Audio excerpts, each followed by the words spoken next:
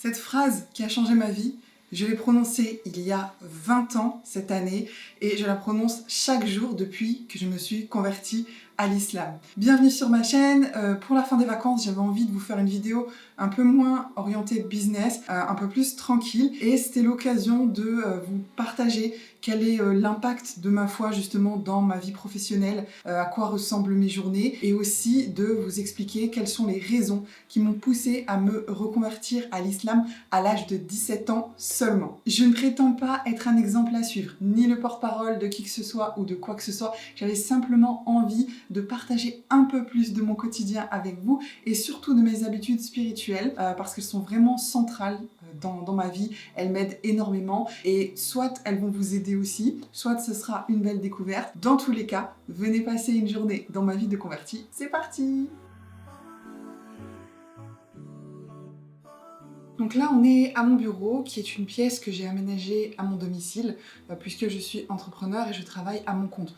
On a beaucoup de chance parce que tout le monde est sorti, donc on a du calme. Si vous êtes nouveau, je m'appelle Emmanuelle Connet, je suis consultante en marketing digital. J'ai toujours travaillé à mon compte et ce choix de l'entrepreneuriat, il est entre autres directement lié à la religion, puisque dès que j'ai porté le voile, le marché du travail, il s'est complètement fermé à moi. La deuxième raison, c'est aussi que l'entrepreneuriat, ça correspond bien avec mon tempérament, étant donné que je suis quelqu'un qui est assez indépendant, qui aime bien faire un peu ce qu'il veut. Donc le fait de travailler chez moi et d'avoir pu aménager un petit bureau à mon domicile, ça me permet déjà de ne pas avoir à retirer mon voile pour aller au travail. Je sais qu'il y a beaucoup de femmes qui sont dans cette situation et qui en souffrent énormément. Ça me permet aussi, comme c'est moi qui gère mon emploi du temps, de caler mes rendez-vous et au maximum mon travail en fonction des horaires de prière. Vous savez peut-être que chez les musulmans, il y a 5 prières à faire par jour, à des horaires bien déterminés. Et quand on est dans un emploi salarié, c'est très rare de pouvoir prendre une pause pour faire sa prière. Il n'y a pas d'endroit dédié, etc.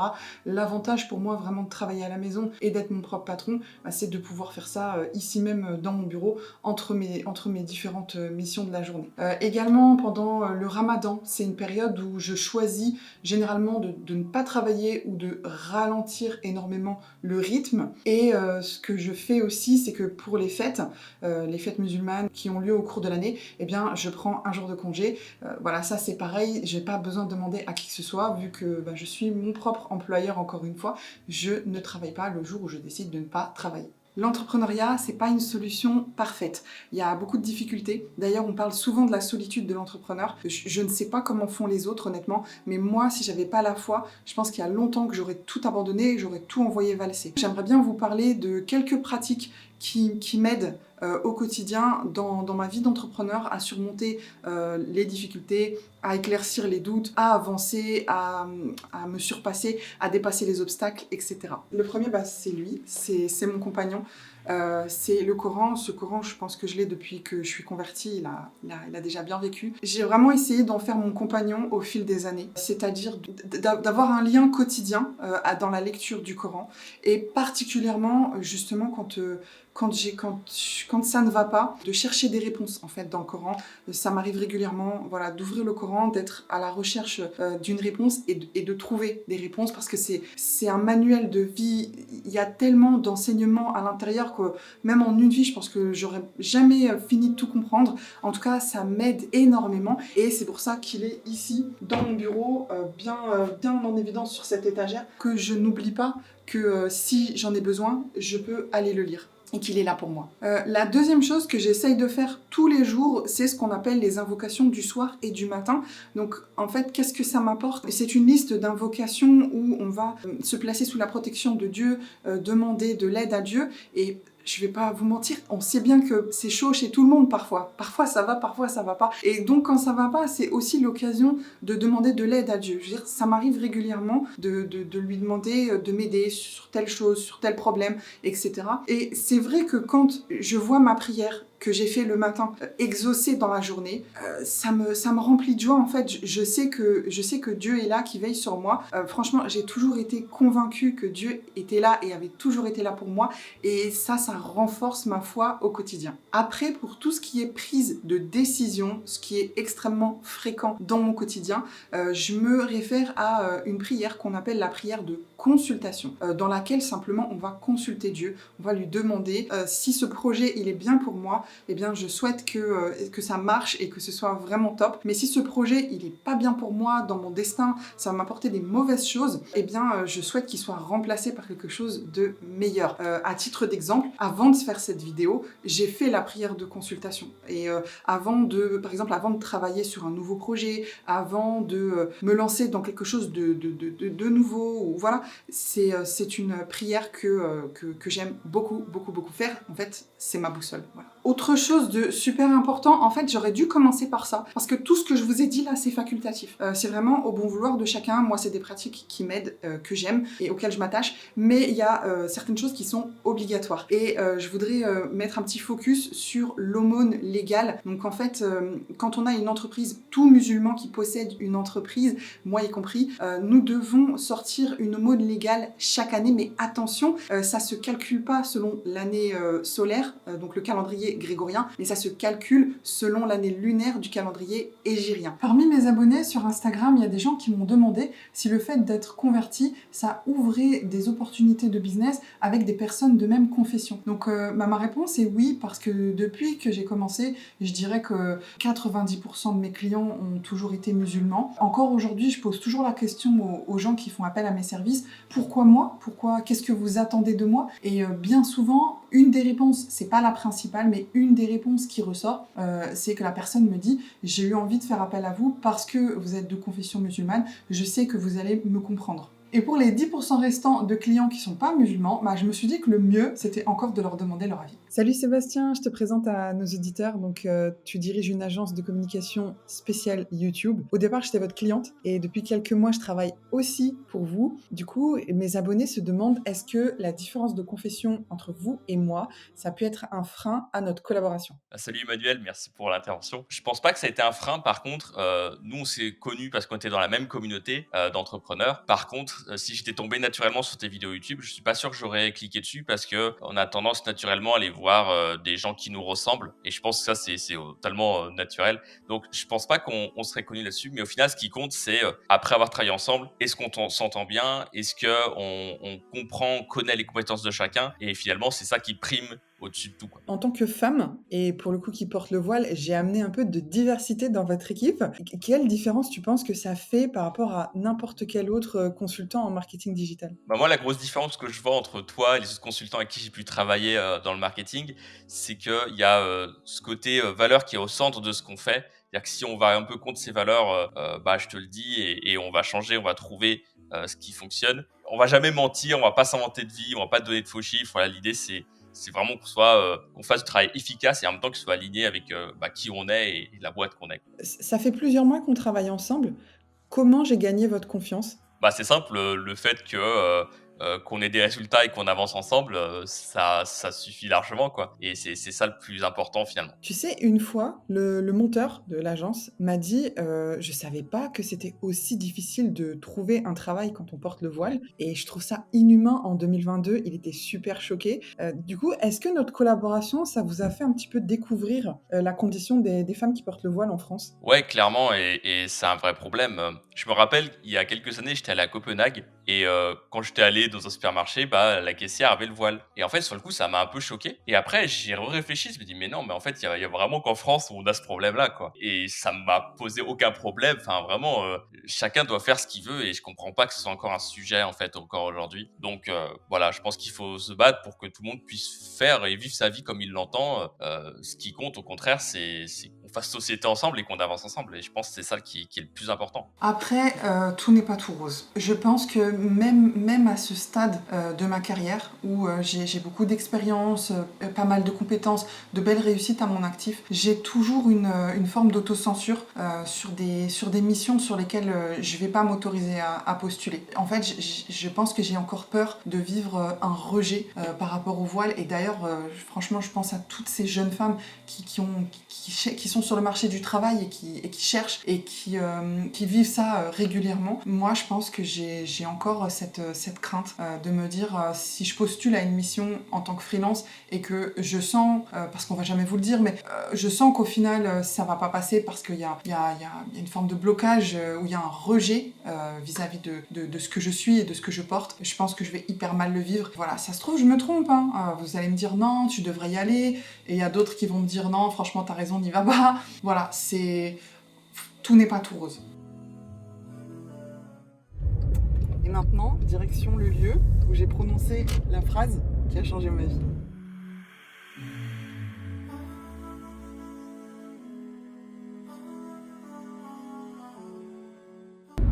Je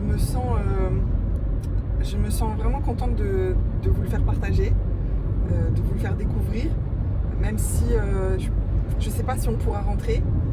En tout cas, j'ai vraiment envie de vous emmener avec moi. Là, en fait, je me sens vraiment pleine d'énergie. Le fait de revenir sur mes pas, de mon histoire et de tout ce que ça a changé dans ma vie, ça me rappelle en fait qu'est-ce qui est important pour moi, qu'est-ce qui est ma raison de vivre, qu'est-ce qui est ma raison d'être.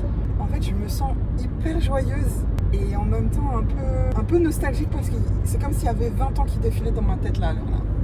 On va là-bas pour que je vous raconte comment ça s'est passé le jour J.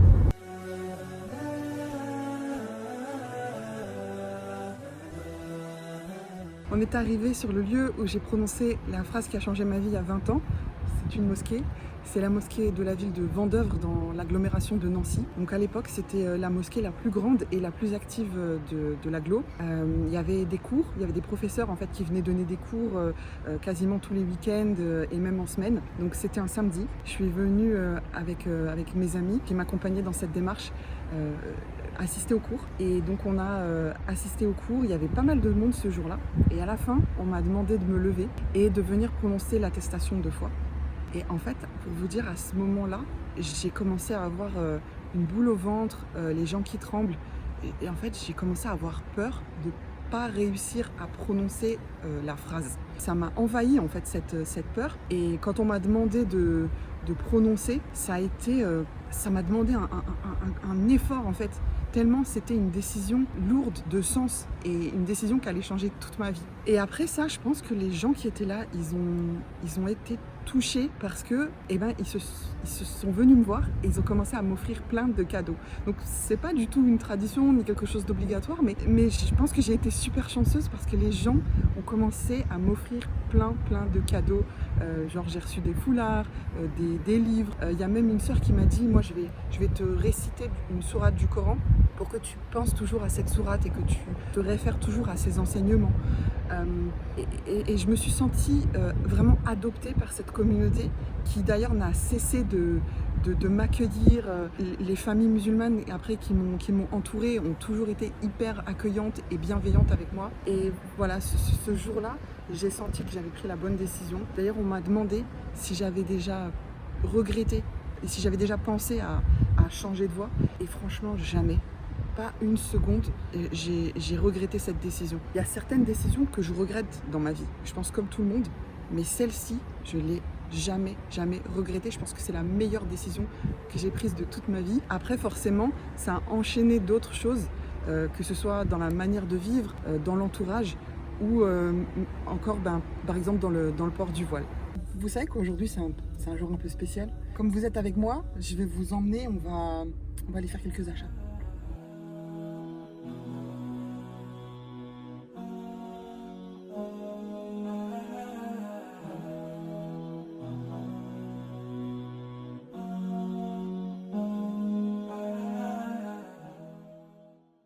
Au magasin de hijab, j'ai pu trouver un foulard de la couleur que je voulais, une couleur que je n'avais pas. Et là, j'ai prévu de faire des lasagnes pour les enfants.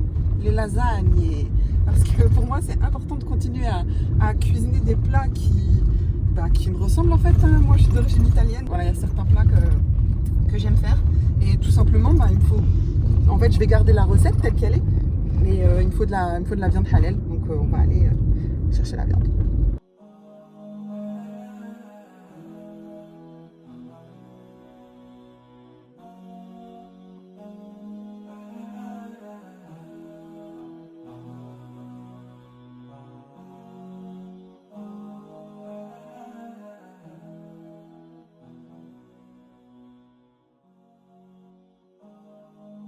Alors, qu'est-ce qu'on a là? Ah, ils m'ont laissé quelques bonbons. Ça, c'est cool. Et le hijab que j'ai acheté. Sur Instagram, j'avais fait un petit sondage. J'avais demandé à mes abonnés quelle couleur j'aurais dû prendre. Il y avait un rose, il y avait un bleu, il y avait un kaki. Et tout le monde m'a dit prends le bleu. Sauf que moi, j'ai pris le kaki. Pourquoi? Parce que j'avais déjà un genre de bleu-gris comme ça que vous voyez là. Donc en fait, j'ai pris le kaki. En fait, j'ai l'impression que c'est un peu taupe. Je suis pas trop forte avec les couleurs en fait. Mais je pense que ça ira avec tout, donc c'est pas grave. Ok, donc pourquoi j'ai choisi de me convertir à l'islam il y a 20 ans? C'est ce que je vais essayer de vous raconter. Je dis essayer parce que vous allez vite le comprendre. Ça remue beaucoup d'émotions fortes chez moi, de mon vécu, de mon passé. Et c'est ce que je m'apprête à partager avec vous. Je suis née dans une famille où mes parents n'étaient pas croyants.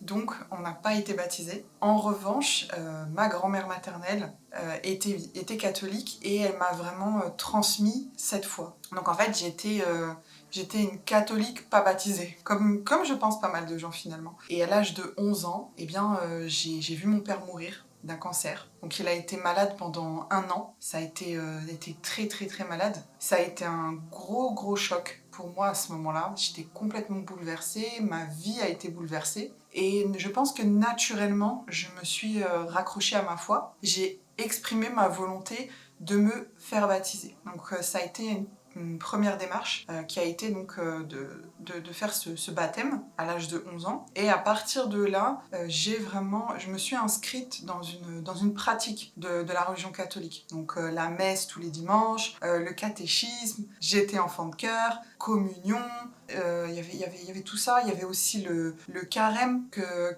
je m'efforçais de pratiquer, etc.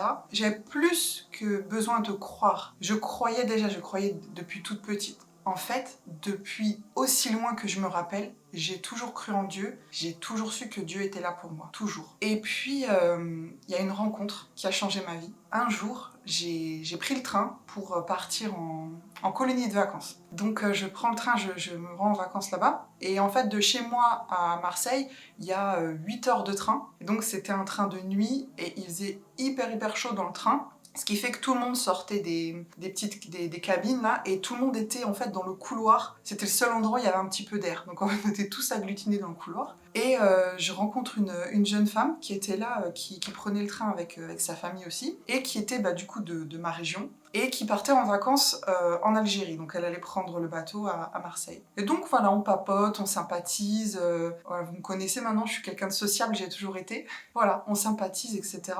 Arrivé à 8 heures quand même, pendant 8 heures, donc nuit blanche, donc on a le temps quand même de sympathiser, d'échanger, etc. Il y a une connexion en fait qui se crée. Et on se dit au revoir et puis c'est tout. Donc je passe mes vacances et le jour du retour, je suis donc à ce moment-là à Marseille, sur le quai de la gare. On a le temps le train, je suis là avec mes valises et tout. Et tout d'un coup, je vois cette jeune femme. Je la vois sur le quai de la gare. Et j'étais hyper contente en fait de la retrouver, de savoir que j'allais pas faire de nouveau les 8 heures de train, à m'ennuyer, et qu'on allait pouvoir discuter. Et donc effectivement, une fois installés dans le train, on s'est rejoints et tout, et on a commencé à parler, et naturellement, le sujet en fait de la religion est arrivé dans la conversation. Ça s'est fait de manière très naturelle. Donc ce que j'ai beaucoup apprécié à ce moment-là, je savais pas en fait quel était son degré de pratique. Bon, je savais qu'elle était musulmane, mais voilà, j'avais pas forcément conscience de son degré de pratique, ni de son rapport à la religion. Et ce que j'ai apprécié, c'est que elle me posait des questions pour savoir comment ça se passait dans la religion catholique. Et du coup, en fonction de mes réponses, elle me faisait un comparatif en me disant « Ah bah là, sur ce point-là, ah bah tu vois, avec les musulmans, en fait, on est pareil parce que on a ça et ça en commun. Là, par contre, c'est un peu différent parce que nous, on fait ça, etc. » Et tout d'un coup, elle me dit mais je crois qu'il y a une différence majeure entre nous, c'est que vous dites que Dieu c'est la Trinité, tandis que nous les musulmans, on dit que Dieu, il est seul et unique. Donc on est vraiment monothéiste. Et moi, ça m'a profondément choquée. Je lui dis, mais attends, nous aussi on est des monothéistes, on n'est pas des païens, on n'est pas des idolâtres. Et après, elle me dit, non, je veux pas t'offenser, mais je veux comprendre. Et là, elle m'explique, elle me dit, chez nous les musulmans, Dieu, il est vraiment considéré comme unique. Il n'a pas de fils, il n'y a pas de Saint-Esprit, c'est vraiment Dieu unique, lui seul. Et Jésus, c'est pas son fils, on le considère au même titre que les autres prophètes comme un homme. Et là, en fait,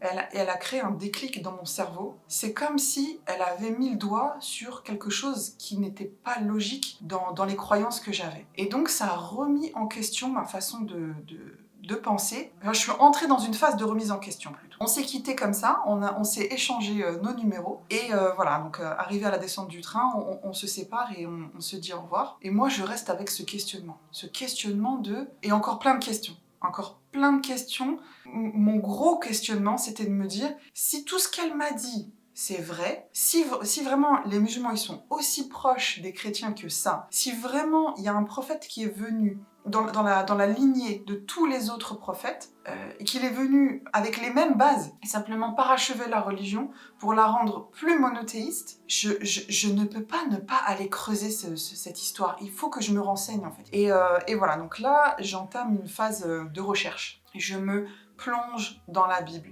l'Ancien Testament, le Nouveau Testament. Je me plonge dedans, je lis énormément. J'avais une Bible à la maison, elle faisait genre 7 tailles. Et je lis, et je lis, et je lis, et tout. Et parallèlement, je commence un peu à me renseigner sur l'islam et tout, et je vois de plus en plus de parallèles. Donc je vois cette espèce de continuité, en fait. Je commence à la voir, je commence à la percevoir, et je commence à me dire, bah attends, je peux pas rester bloqué à un point, alors que ma foi est en train de m'amener à un point suivant dans le cheminement spirituel. Et donc je rappelle cette jeune femme, et je lui dis, écoute, j'ai beaucoup de questions, j'aimerais beaucoup qu'on puisse en discuter et tout. Et de là, on se retrouve, on commence à rediscuter, etc., etc. Et un jour, elle me propose d'assister à une conférence sur des gens qui se sont convertis. C'était la première conférence dans ma ville, donc c'était quand même un événement. Et je dis, ok, comme ça, je pourrais en apprendre davantage. Ce que j'ai senti ce jour-là, c'était l'aspect communauté. C'était l'aspect communauté et c'était l'aspect, encore une fois, pratique de l'islam, pratiquer ses croyances, les appliquer, les mettre en pratique. Un jour, donc je rappelle mon ami et je lui dis, écoute, je suis arrivée à un stade où j'ai besoin que tu m'apprennes vraiment les fondamentaux de l'islam pour que je sache vraiment qu'est-ce que c'est que cette religion, qu'est-ce qu'il y a dedans, est-ce que c'est logique pour moi, est-ce que c'est vraiment ce en quoi je crois ou pas. Et elle a accepté. Elle a accepté cette mission, entre guillemets, et donc on a continué à échanger. Parallèlement à ça, moi je l'ai annoncé à ma mère, et là ça commençait à être compliqué. C'est-à-dire que le jour où j'ai dit à ma mère, écoute maman, je suis en train de me renseigner à l'islam, de me renseigner au sujet de l'islam, si je vois que c'est une religion qui me correspond, je vais l'adopter. Ma mère, elle a mal pris. Ma mère, c'est quelqu'un, franchement, elle a une patience d'ange. Elle est vraiment...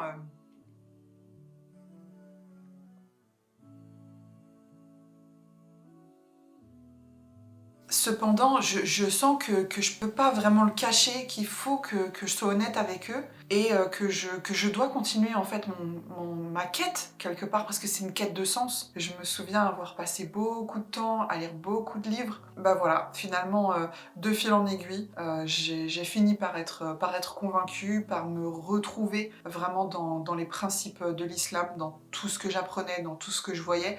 Pour moi, c'était comme la dernière pièce du puzzle. Mon amie m'a amenée une première fois à la mosquée, sauf qu'elle habitait quand même assez loin de chez moi et donc c'était pas évident. Du coup, elle m'a montré donc la mosquée que je vous ai montrée aujourd'hui, qui était plus proche de chez moi et qui était très active. Donc j'ai commencé à la fréquenter, ce qui m'a permis de rencontrer un tas de personnes et d'être vraiment adoptée par cette communauté musulmane. Donc ça m'a beaucoup aidée, ça m'a beaucoup réconfortée.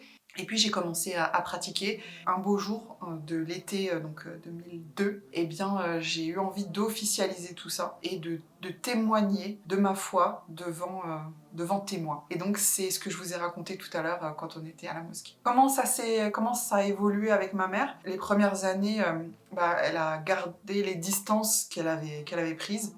Voilà, je pense qu'elle avait besoin de cette distance-là. Moi je suis restée open. Et ce qui nous a énormément rapprochés, c'est la naissance de ma première fille. Une fois que ma première fille est née, il y a eu un rapprochement qui s'est fait avec ma maman. Mais aujourd'hui, je sais que c'est surtout les enfants qui font beaucoup le lien entre elle et moi finalement, puisque toutes les mamies, elles sont un peu gaga de leurs petits-enfants, si on peut dire ça comme ça, et mes enfants adorent leur grand-mère, donc... Et je pense que la clé dans tout ça, ça a vraiment été à mon tour en fait d'être patiente. C'est-à-dire que quand on est enfant, on se rend pas compte à quel point nos parents sont patients avec nous. Et quand on devient adulte, eh bien parfois c'est à nous d'avoir de la patience avec eux, le temps qu'ils comprennent nos choix, le temps qu'ils se fassent à nos choix, et peut-être aussi qu'ils les acceptent. Et c'est sûr que 20 ans plus tard, je n'ai pas du tout le même regard, ni la même façon d'être ou d'agir. Je pense que si j'étais la même personne à 17 ans qu'à 37 ans, il y aurait un gros problème. Donc forcément, ce côté, on me dit toujours Manu, t'as l'air posée, t'as l'air super calme, t'as l'air bienveillante, etc. Mais il faut savoir que c'est une évolution de ma vie, de ma personne, mais que à l'époque, il y a 20 ans, j'étais pas comme ça, j'étais beaucoup plus rigide. Et en même temps, je pense que tous les jeunes adultes qui se construisent et qui commencent à construire leur croyance sur le monde sont parfois comme ça, justement très très fervents finalement dans ce en quoi ils croient, et ils peuvent faire l'erreur d'être un peu rigides. Donc voilà, je vous ai raconté une partie de mon parcours. J'espère que ça vous aura permis de mieux me connaître, de mieux savoir qui je suis. C'est vrai que j'avais questionné mes abonnés avant de faire cette vidéo, et je leur avais demandé justement est-ce que vous pensez que c'est hors sujet par rapport au contenu que je fais d'habitude, ou bien est-ce que vous pensez que ça vaut le coup? Et en grande majorité, les gens m'avaient beaucoup soutenu dans cette démarche. En fait, la raison d'être de cette vidéo, c'est quoi? C'est que dans les médias, aujourd'hui, la gestion du sujet islam, musulman, musulmane, foulard, conversion, il est catastrophique, il est alarmiste, il est haineux, il est frelaté, j'ai envie de dire. J'avais envie d'amener ma contribution. J'avais envie d'amener un petit peu d'authenticité dans tout ça. Je sais qu'il y a plein de gens qui font des vidéos justement pour parler de leur cheminement spirituel en tant que musulman. Et je pense que plus on prendra la parole, plus on arrivera aussi à réparer ces blessures de société qui sont infligées à notre peuple, j'ai envie de dire à notre peuple, quand je dis le peuple français, à cause du climat médiatico-politique. C'est hyper dommage, et je pense qu'il n'y a que en prenant la parole à travers nos propres médias qu'on va pouvoir essayer d'améliorer un peu les choses, parce que en réalité, moi je le vois aujourd'hui, en France, il y a beaucoup plus de tolérance que ce qu'on voudrait nous faire croire. Voilà, vous l'avez vu aujourd'hui avec l'exemple de mon client, de Sébastien, qui est quelqu'un avec qui je bosse très très bien, et je suis sûre que vous aussi, si vous êtes musulman, vous avez plein de non-musulmans avec lesquels vous vous entendez bien, et si vous n'êtes pas musulman, pareil, et j'aimerais vraiment voir beaucoup plus ce message de vivre ensemble présent dans notre société, dans nos médias, que ce message de haine et ce climat de peur qui est constamment alimenté et installé par des débats complètement déraisonnables et déconnectés de la réalité des Français. Voilà, ainsi s'achève mon récit, et en même temps l'été 2022 qui touche bientôt à sa fin. On se retrouve très très vite avec les vidéos de la rentrée. On va repasser sur un mood beaucoup plus business, entrepreneuriat, marketing digital. J'ai des vidéos, je pense, assez sympas qui arrivent, qui vont beaucoup vous plaire sur cette chaîne YouTube que j'ai de plus en plus envie d'animer et de faire vivre. Alors je vous dis à très très très vite.